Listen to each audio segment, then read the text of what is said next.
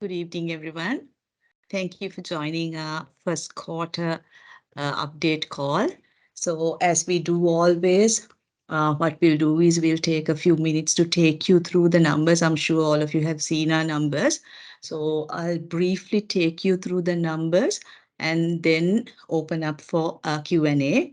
And I have here with me our CFO Rajiv Disanayake and AGM Finance Anuradhi Dalage. So to take you through how we've done in the first quarter, as you can see, our interest income has seen a 145% growth in the first quarter compared to last year. So this is mainly because you can see that our interest rates increased significantly, as you know, from second quarter of April last year. So on average, the interest rate during the first quarter of this year has been more than double of what we saw in the first quarter of last year. So that's the primary reason for the increase that you see in our interest income. And if you look at our loan book, you can see actually the entire industry saw the low demand for credit, obviously, with interest rates being at very high levels, though it had started coming off during this quarter. So all the banks basically had a very cautious approach towards lending. And also, as you know, the rupee appreciated. So with that, we've seen our loan book contracting during the quarter. If you look at interest expenses, we've seen a 229% increase. So this is coming obviously with the deposits which were at low rates getting repriced, and with the increase that we've seen our deposit book. So in effect, what we saw is that the NII has grown by a significant 84%. But with rates coming down gradually, we will see that this growth getting tapered off. Moving on to non-fund-based income, you can see that fee income has grown by about 31%. This is driven by cards income, digital income, and so on. And with the rupee appreciation that we saw this year compared to the depreciation, actually last year the rupee depreciated in the first quarter, whereas in the first quarter of this year we've seen the rupee appreciating. So with this, we've seen a exchange loss for the quarter. Insurance premium has done a 16% growth. So all in all, our total income has grown by about 23%. Moving on to impairment asset quality. Across the industry, we saw the asset quality levels dropping, but at HNB, we've been able to maintain our stage 3 ratio at 3.8%.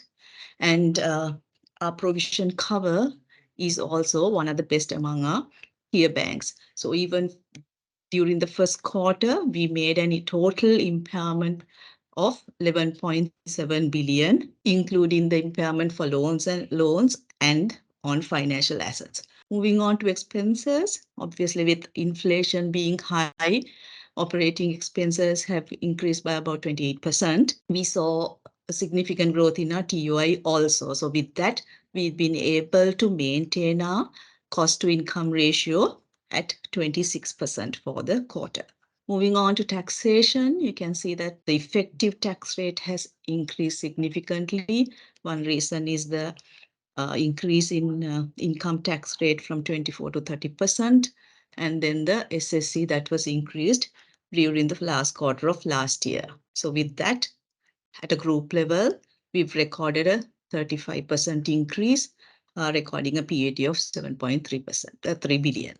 In terms of capital adequacy at a tier 1 level, against a requirement of 9.5%, we maintain a leeway close to above almost leeway of almost 200 basis points. And on top of this, we have provision to draw down a further 250 basis points as allowed by the Central Bank of Sri Lanka. Looking at liquidity levels, you can see that ILCR as well as liquid asset ratio is well above the statutory requirement. Then moving on to the DuPont, obviously NII was the key reason for our improvement. This was partly taken out by the exchange loss. You can see it in our other income and the increase in taxes. This in effect has resulted in a 1.6% ROE and almost a 15% ROE. So finally, a little bit on the awards or the recognitions we've got during the first quarter. We were named as the best corporate citizen in Sri Lanka by the Ceylon Chamber of Commerce. For the 13th time, we became the best retail bank, and we've been recognized among the top 5 corporates in Sri Lanka by Business Today. So I'll pause for now and open up for any questions that you may have. Hi, Naveen. This is Rajiv here. I think you have your hand up. Please go ahead. Thanks, Rajiv. Thank you very much for the call. Very quickly on ISPs and SLDBs, what kind of impairment have you all taken as at March? That's the first question. The second question is on the loan book impairments. Have you all made any adjustments to the impairment model parameters, in particular the PDs, etc.? Thank you. So the first one, let me take, we are at 35%, and that's what we had even at this, even as of 31st December, especially on the ISBs, but we have increased on the SLDBs because the last SLDB payment was not made because there were no bond issues that happened after 31st March. So therefore, we have made, we have taken that also to 35%. So that's where we are on the SLDBs and ISB impairment. Can I ask Anuradhi to comment on the ECL one? So on the credit-related ECLs, we have as a practice, each quarter we revise our PDs. So that had been carried out this year as well. So in that sense, the credit-related impairment models have been revised. So the answer to the first question that we have had on the chat is about how the increase in amortized cost portfolio by 130 billion. This is mainly on treasury bill investments. So there is a question on SOE debt. I wouldn't have the exact amount on SOE. Would be around 30 to 40 billion on SOE debt, but there is a question on whether if it gets paid in LKR, almost all our SOE debt is in LKR, so that won't make much of an issue. There is a question on quarter-on-quarter jump in personnel expenses. The main reason is in the fourth quarter. There is also an adjustment on the pension fund with the actuarial assessment.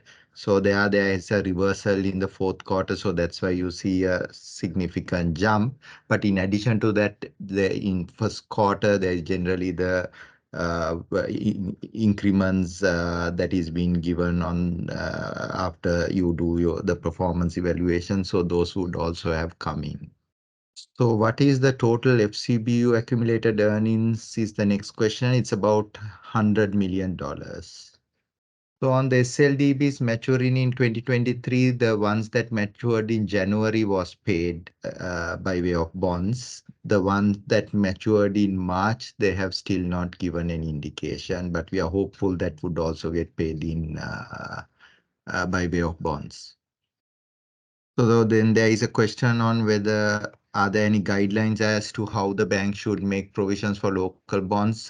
We don't think that there would be a necessity for making any provisions for local bonds, as the thinking right now is this is more DDO and they are targeting certain bondholders and not all the bondholders.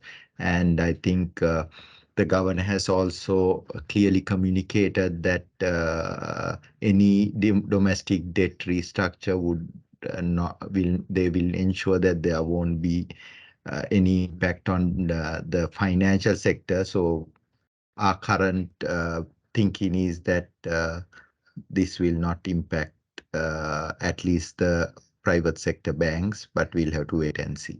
There is a question on the variable and fixed rate loans. Approximately 75 to 80% of our loans get repriced within 1 year.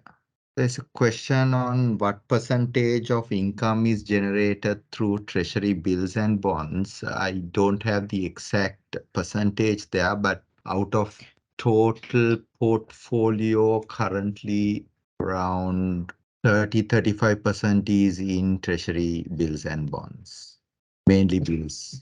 On the management overlays that we've taken so far, as we've done in last year, we've continued to recognize an elevated risk provision on certain industries. So apart from the December position, we have continued most of the industries, but we would have taken out the agriculture. The rest of the industries we continue to recognize an elevated provision level. So for the management overlay, as Anuradhi mentioned, we have tourism, we have construction industry, imports. Yeah, so those are the main industries that we have currently. We had agriculture as a elevated risk which industry which we have removed this quarter. So there is a question on what is the breakdown for net loss from trading, which so it's there is no actual loss on trading. This is all the rupee appreciation impacting the off-balance sheet derivatives that we have, the swaps and the forwards getting revalued at the new exchange rate. So the offsetting entry of this will, of course, be in the other operating income, which is the on-balance sheet position revaluation. So there is a question whether the risk weights for T-bills and bonds would change. As of now, we have not had any indication on that from central bank. We wouldn't expect there to be a change in the risk weight at this point in time. So the tier one capital goes down because, as you would know, when you the impairments that are made for for ISBs and SLDBs are at the moment not allowed for taxes. So there is a deferred tax asset that gets created, and that for capital adequacy purposes, you're expected to deduct the deferred tax asset from your equity. So that is the reason why you see a reduction in the capital base. Has the bank taken a profit survey? So we have not included Q1 profits in our tier one calculation for first quarter because it's unaudited. So what sectors you see most amount of impairments? I think I mentioned few sectors broadly, the tourism, the construction sectors. In addition to that, even if you look at business segments, we have seen a bit of increase in stage 3 loans, mainly on the SME sector in the last couple of quarters. So what is the bank's T-bond bill mix currently? I would think around 80% would be treasury bills and around 20% in bonds. So there is a question whether there will be a move from T-bonds to bills. Well, we have always been in bills, and most of the bonds we hold is also bonds that we have got for the maturing SLDBs. So our investments over the last several years has mainly been in bills, not in bonds. There is a question whether on a DDO, what is the implication on PNL and capital adequacy? We are in a situation where we believe that there would not be a domestic debt treatment for us. Even if it happens, there can be various different scenarios. So I can give you 10 or 20 different scenarios as to how it can impact. So I don't think at this point it makes sense for us to go into that. So there's a question on employee turnover. Turnover has increased from where it was, especially in probably towards the latter part of last year. But we have also recruited and plugged some of those areas where people had left. So overall, I don't think you see a reduction in the headcount.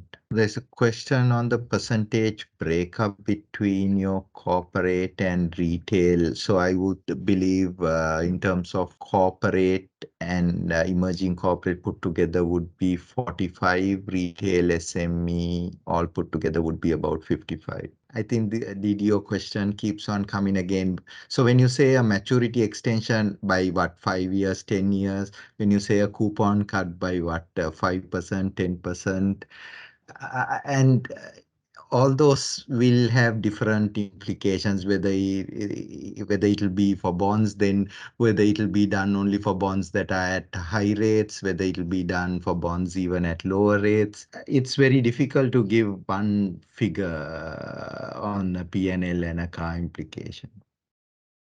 So demand for credit keeps on coming down, though we have seen interest rates coming down. I think Priyanka had a slide where you would have seen that interest rates have come down in the first quarter this year, but at the same time, still you see credit growth also coming down.